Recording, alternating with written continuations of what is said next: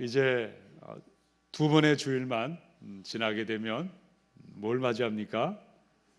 크리스마스, 성탄절을 맞이합니다. 여러분 크리스마스를 많이 기다리십니까? 아침에 흰 눈이 왔더라고요. 화이트 크리스마스가 되었으면 좋겠습니다. 저는 가을이 오면 성급한지 모르겠지만 이미 그때부터 캐롤을 듣습니다. 또 지난 여름에 어떤 때는 여름부터 저는 팻분의 화이트 크리스마스를 참 좋아합니다. 그 감미로운 멜로디를 흥얼흥얼 거리면서 그 더운 여름에 빨리 겨울이 왔으면 좋겠다, 그렇게 시간을 보내고 있습니다. 이번 주에는요, 그동안 제 방에 걸어두었던 온 천지에 하얗게 흰 눈이 내리던 겨울의 계곡의 풍경 그림을 드디어 내렸습니다. 그 그림은 지난 여름부터 걸어두었거든요. 겨울을 기다리고 겨울을 생각하고 겨울이 오리라 준비하면서 그림을 감상했습니다. 근데 이제 겨울이 왔으니까 그림을 내릴 때가 되었습니다. 어떤 그림을 달았을까요? 5월에 실록이 무성한 한여름을 기다리는 온 천지에 녹음이 우거져 있는 여름의 그림으로 바꾸고 교체했습니다. 처음에는 시간이 좀 빨리 갔으면 좋겠다, 그런 마음을 가지고 그림을 교체하기 시작했는데 시간이 지나다 보니까 마음이 바뀌게 되었습니다. 어차피 시간은 지나갈 텐데 단순히 시간이 지나가는 것을 기다리는 것이 아니라 여름이 가면 겨울이 오고 겨울이 가면 여름이 오듯이 봄, 여름, 가을, 겨울, 나에게는 과연 몇 번의 계절이 남아있을까를 생각해 보게 되었습니다. 알 수는 없지만 언젠가 이 땅을 떠나게 되는 그날, 이 땅의 시간이 끝이 날 때에 영원한 천국 있음을 바라보면서 주님 만날 그날, 재림의 그날, 영광의 그날을 바르게 준비하고 합당한 모습으로 준비하기로 스스로 다짐하면서 그림을 교체하게 되었습니다. 데살로니가전서 5장, 오늘의 말씀은 바울이 사랑하는 성도들에게 예수님이 이제 곧 오시니 합당한 모습으로, 바른 모습으로 우리 주님의 재림을 준비하자고 편지를 보냈습니다. 이 편지를 통해서 이 데살로니가 교회가 우리 주님의 재림을 합당한 모습으로 준비한 그대로 오늘의 이 말씀을 통하여 우리 모든 교우들이 다시 오실 예수님, 영광의 그날을 합당한 모습으로, 순전한 모습으로 준비하시고 맞이하시기를 축원합니다. 자, 재림의 그날을 찬란한 영광 중에 맞이할 사람들은 누구이겠습니까? 우리 첫 번째 말씀은요, 19절인데 함께 읽어보십시다. 시작. 성령을 소멸하지 말며.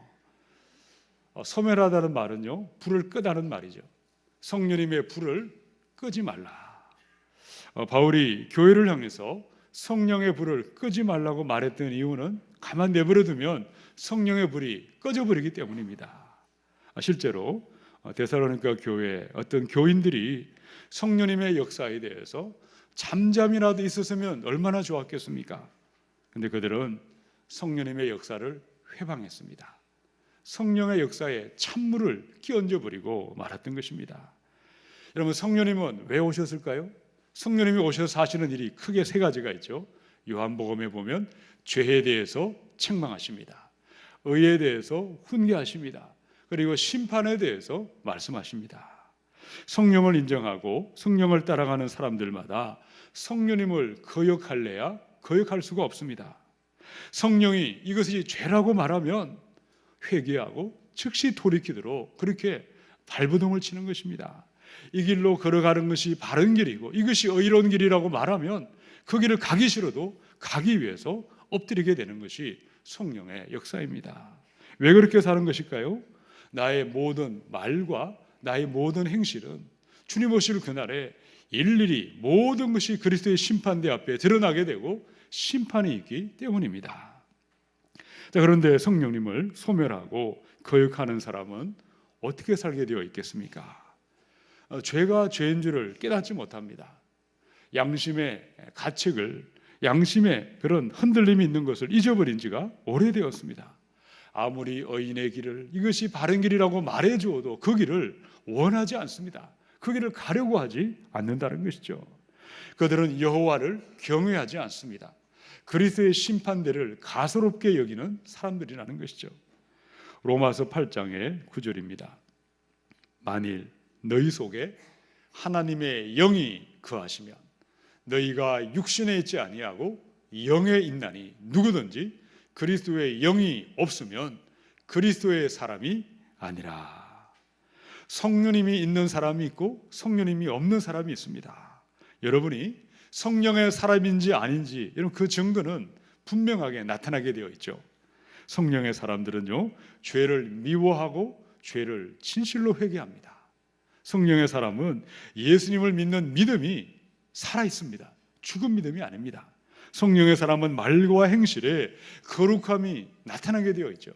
성령의 사람은 개인적으로 항상 기도하는, 열심히 기도하는 습관을 가지고 있습니다. 성령의 사람은 말씀을 사랑하고 여호와 경외함이 그의 모든 삶에 나타나게 되어 있습니다. 여러분은 성령의 사람이십니까?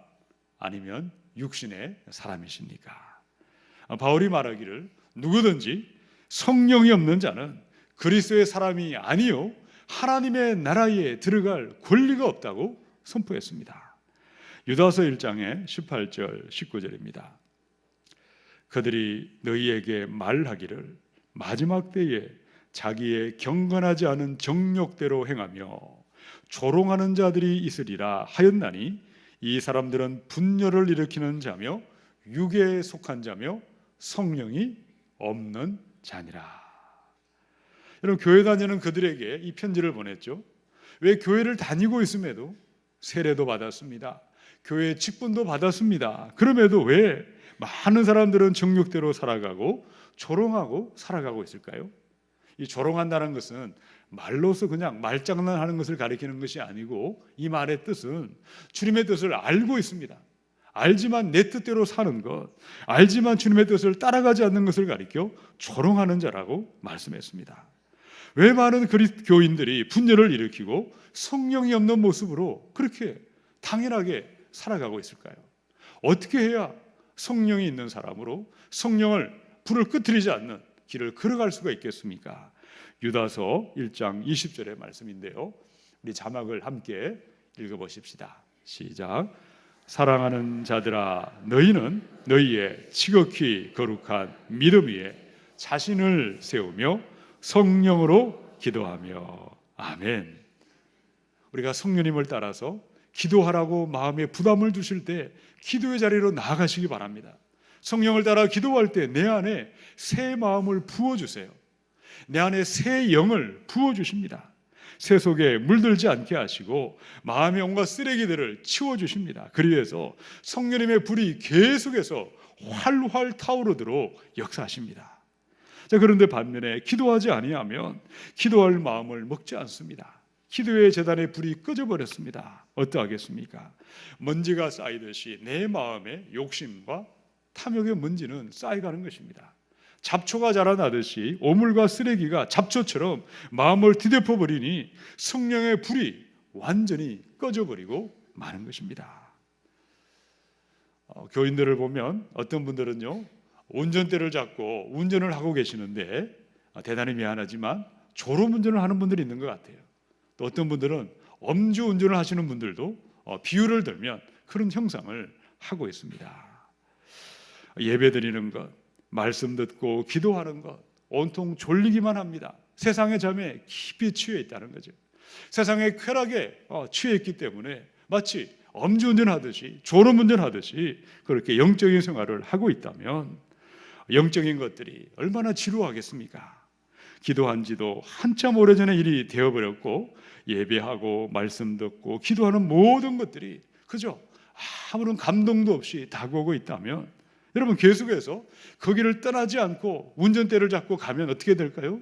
반드시 사고가 나게 되어 있는 것입니다. 성경을 보니까 성령님을 소멸하고 성령님을 거역함으로 치명상을 입은 큰 사고가 났던 많은 사건들은 성경에는 너무나 자세하게 기록되어 있습니다. 이런 모세가 하나님이 그를 세워서 백성들을 지도할 때에 아론과 훌처럼 신실한 동력자도 있었지만 반대편에 있던 고라와 다단과 아비람과 같은 족장 250명과 같은 그야말로 성령을 소멸하고 성령을 따라가지 아니하다가 치명상을 입은 사건들도 기록되어 있는 것입니다. 그럼 바울이 목회할 때는 어땠을까요? 브리스길라와 아굴라는요, 바울을 위해서 내 눈알이라도 빼어줄 정도로 충성을 다하고 정말 사랑했던 동역자였지만, 그러나 구리장색 알렉산더와 허모게노와 부겔로는 성령을 소멸하고 심판에 떨어지고 말았다는 것입니다. 계시록에 보니까 말세가 되면 사람들이 차지도 아니하고 돕지도 아니하고 믿는 것도 아니고 안 믿는 것도 아니고 영적인 맹인이 되어서 눈을 감고 걸어가듯이 그런 사람들이 부지기수로 나타날 것이라고 경고하셨습니다. 사랑하는 여러분, 2017년의 교회 표를 기억하십니까? 그리스도인 성령을 따라 살아 숨쉬는 사람들이었습니다. 그 목표를 향해서 성령님을 환영하고 성령님의 다스림을 받고 성령의 인도함을 따라서 사셨습니까? 아니면 성령이 없는 사람으로 성령을 소멸하고 성령을 거역하고 회방하는 자로 살아오지는 않으셨습니까? 성령의 사람들은요, 다시는 두려워하는 종의 영을 받지 않았고 양자의 영을 받았으므로 아빠 아버지라고 부르짖는다고 기도의 사람이라고 말씀하셨습니다. 어린아이들이 먹지 못하고 굶주리면 울게 되어 있습니다. 허기지면 그들은 본능적으로 울고 그렇게 소리치는 것처럼 성령의 사람은 두서없이 기도할 수 있습니다. 부족하고 빈약한 모습으로 기도할 수 있습니다. 그러나 그들은 기도하지 아니할 수 없는 기도의 사람들이라는 것이죠. 본능적으로 성령의 사람들은 기도하는 것이고 기도함으로 말미암아 성령의 불이 활활 타오르게 함으로 말미암아 영광의 모습으로 우리 주님을 맞이하게 하실 줄로 믿습니다. 자녀를 위하여 기도하시고 교회를 위하여 열방을 위하여 기도하는 불이 활활 타오르셔서 영광의 우리 주님을 합당한 모습으로 맞이하시기를 우리 주님의 이름으로 축원합니다. 우리 두 번째 20절에 있는 말씀을 함께 읽어보십시다. 시작. 예언을 멸시하지 말고. 여러분, 예언이 무엇일까요? 우리가 예언에 대해서 오해하는 것들이 많습니다. 당신이 이제 1년 후에는 5년 후에는 어떻게 될 것이다, 이렇게 기도하면서 성령의 감동을 받아서 미래를 마치 점을 치듯이 말해주는 것도 예언의 언사라고 할 수 있습니다. 그런데 이 예언이라는 말의 원래 뜻은요, 성령의 감동을 받아 전하는 말.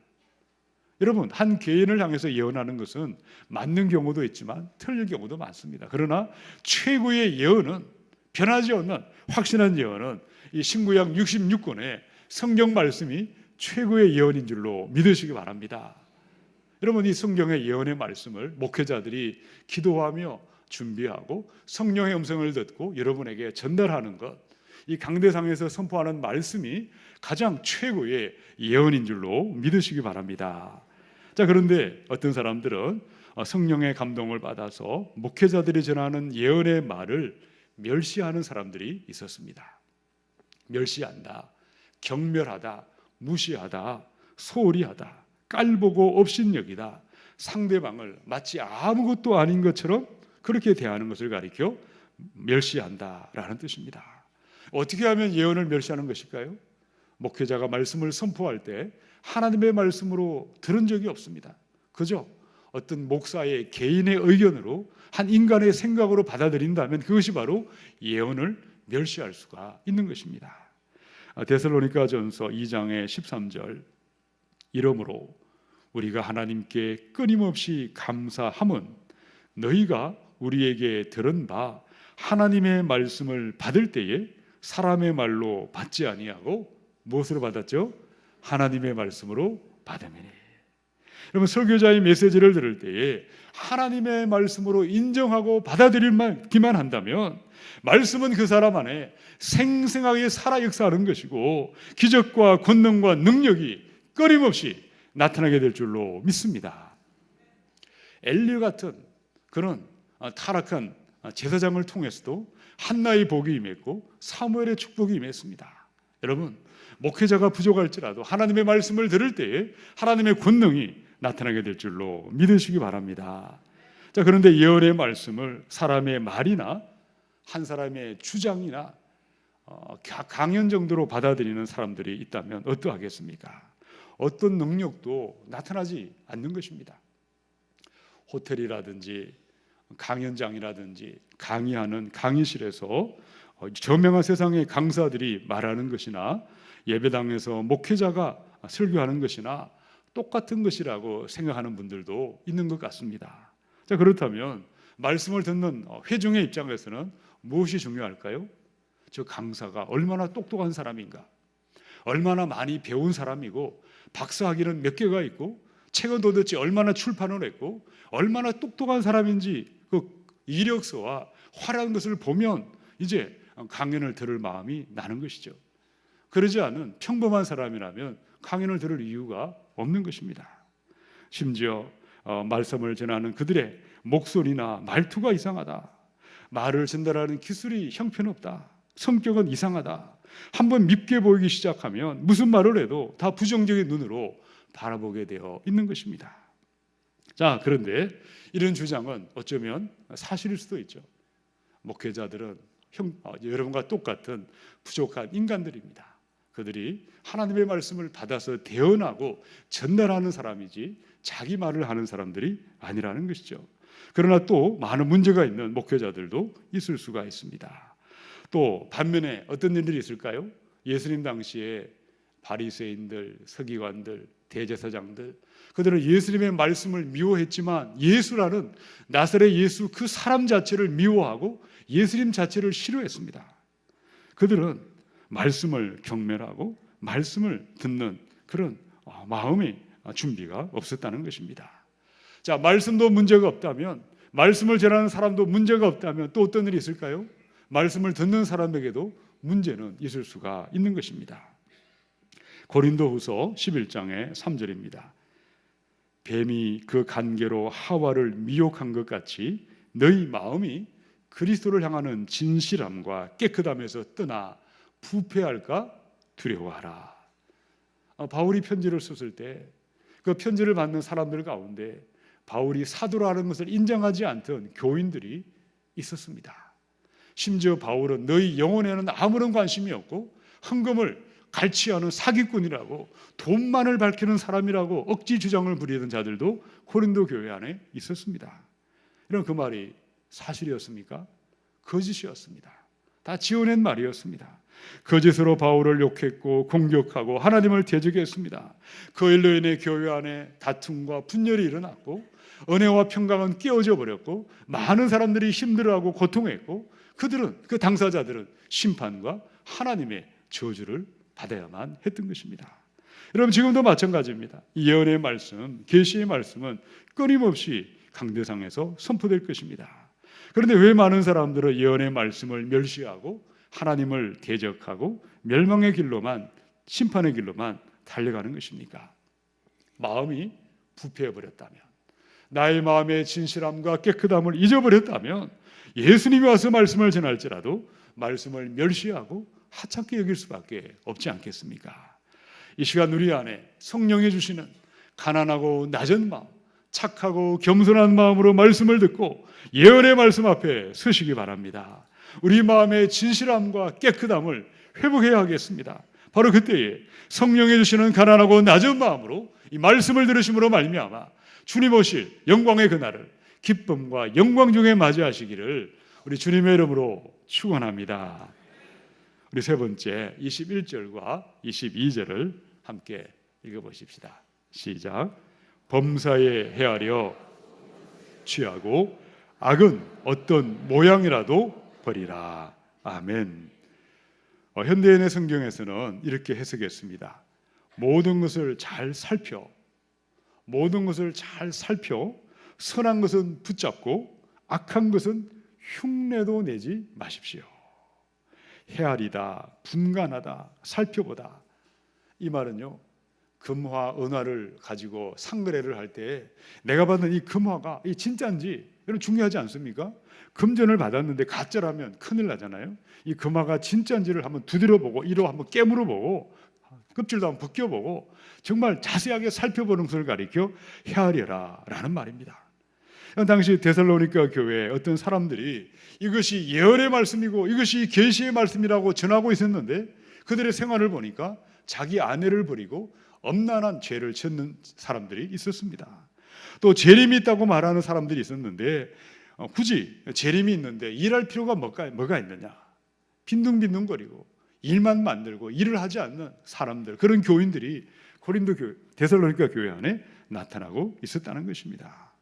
그러므로 교회에 들어온 예수 믿는 사람들이 그 모습을 보고 나도 저렇게 믿어도 되는구나, 저렇게 믿는 것이 바로 믿음이구나 잘못 생각하게 되고, 그들도 천국에 가지 않고 다른 연약한 자들도 천국문을 막아서는 일들이 교회 안에 나타나게 되었다는 것입니다. 사랑하는 여러분, 다시 오실 예수님 합당한 모습으로, 순전한 모습으로 맞이해야 하겠습니다. 어떻게 해야 될까요? 저를 따라서 한번 선포해 보십시다. 모든 것을 분별하고 좋은 것을 취합시다. 모든 것을 분별하고 좋은 것을 취합시다. 아멘. 여러분, 목사님의 말씀도 분별하셔야 됩니다. 그 말이 참이냐 거짓이냐, 말씀에 비추어서 바른 말씀이냐 분별하시라고 말씀하셨습니다. 모든 것을 테스트해보고 분별해보고 좋은 것은 취하시고 나쁜 것은 흉내도 내지 말라고 말씀하셨습니다. 바로 그 모습이 쌓이고 쌓여서 영광의 주님을 우리가 기쁨과 영원한 승리 가운데 맞이하게 될 줄로 믿습니다. 미국의 한 목사님이 교회 새 가족이 오셨어요. 새로 오신 새 가족이 너무나 궁금한 것이 많으셔서 그분을 붙들고 성경 공부를 하셨습니다. 세상이 어떻게 시작되었는지, 창조론에 대해서, 진화론에 대해서 함께 창세기를 펴가면서 말씀을 가르쳤어요. 예정에 대해서, 하나님의 주권과 인간의 자유의지에 대해서도 서로 신학적인 교리를 가지고 함께 공부를 했습니다. 또 우리가 구원받은 다음에 왜 계속해서 순종의 길을 걸어가고 성화의 길을 걸어가야 하는지에 대해서도 함께 성경을 공부를 했습니다. 오랫동안 목사님과 함께 성경의 지식과 신학적인 교리들을 다 배운 다음에 이 사람이 이런 말을 했다는 것입니다. 목사님, 잘 알았습니다. 목사님을 통해 많은 것을 배웠습니다. 그런데 나는 앞으로도 내가 지금껏 해왔던 대로, 내가 내 인생을 설계하고 계획하고 내 하고 싶은 대로 살았던 왔던 것처럼 앞으로도 저는 그렇게 살아갈 것입니다. 솔직한 답변이죠. 솔직한 말이지만 얼마나 가슴 아프고 안타까운 답변일 수가 없는 것입니다. 너무나 많은 사람들이 이런 모습으로 살아가고 있습니다. 강대상에서 선포되는 말씀을 들을 때 그 말씀이 참인지 거짓인지 얼마든지 분별할 수 있고, 얼마든지 여러분이 구분할 수 있는 이해력이 있고 지각이 있습니다. 하나님이 여러분에게 이성을 주셨고 성령님이 이를 위해서 오셨습니다. 여러분, 무엇이 참이고 무엇이 거짓이겠습니까? 말씀을 통해서 예수님만이 높임을 받으실 때에, 예수님의 영광을 돌려드리실 때에 그 말씀은 참이요 진실입니다. 이 말씀을 통해서 공동체의 덕을 세우고 교회를 사랑과 진리의 공동체로 세워갈 때 그 말씀은 언제나 참이요 진실인 것입니다. 자, 그런데 문제는 어디에 있겠습니까? 말씀을 들을 때 성령님이 오셔서 우리를 깨닫게 하십니다. 그 말씀이 참인지 거짓인지 얼마든지 분별할 수 있고 얼마든지 확인할 수 있습니다. 이를 위해서 성령님이 오셨거든요. 자, 그런데 머리로는 알고 있습니다. 참인지 거짓인지 좋은 것인지 나쁜 것인지 다 알고 있습니다. 목사님의 말씀대로 이렇게 행하면 내가 정직한 믿음으로 자라나겠지, 이 길을 걸어가면 영광 중에 우리 주님 맞이하겠지, 다 알고 있지만 무엇이 문제일까요? 알지만 선택하지 않습니다. 알지만 실천하지 않습니다. 알지만 순종하지 않습니다. 알지만 내 생각이 중요하고 내 계획이 중요하기에 하나님은 나중에 하다가 안 되면 그때 가서 생각해 볼 것이지 지금은 여전히 내 뜻대로 살아가고 있다는 것입니다. 야고보서 1장의 22절의 말씀에 너희는 말씀을 행하는 자가 되고 듣기만 하여 자신을 속이는 자가 되지 말라. 거지 나사로는 아브라함의 품으로 낙원으로 들어갔습니다. 부자는 날마다 호화롭게 즐기며 잔치를 벌이고 살았지만 그는 지옥의 심판으로 떨어지고 말았습니다. 이런 부자가 지옥에 떨어진 이유는 무엇이었습니까? 그는 유대인이었거든요. 나면서부터 할례를 받았고 그는 철두철미하게 안식일을 지켰고 모세 율법을 지켰지만 듣기만 한 사람이었고 행함이 없던 바로 자기를 속이던 인생이었다는 것이죠. 가룟 유다는 어땠을까요? 여러분, 예수님을 눈앞에서 직접 귀로 3년 동안이나 말씀을 듣고 또 들었습니다. 저 말씀은 또 이 말씀을 하시려는구나.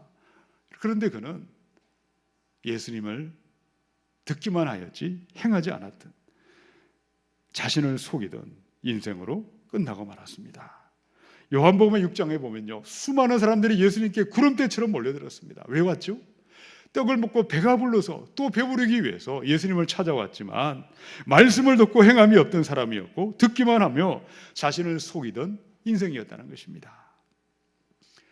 또다시 우리는 대림절을 맞이했습니다. 나는 말씀을 듣고 좋은 것을 취하고 있는가? 그리하여 다시 오실 예수님을 영광 중에 준비하며 맞이하고 있는가?